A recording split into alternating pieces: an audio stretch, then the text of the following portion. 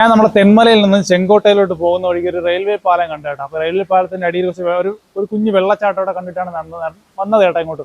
അപ്പോൾ വന്ന സമയത്ത് ഇവിടെ ഒരു പാലം കണ്ടു. ഒരു പാലത്തിന്റെ നോക്കിയാണ് ഇതിന്റെ മുകളിലൂടെ ട്രെയിൻ പോകുന്നുണ്ട് കേട്ടോ.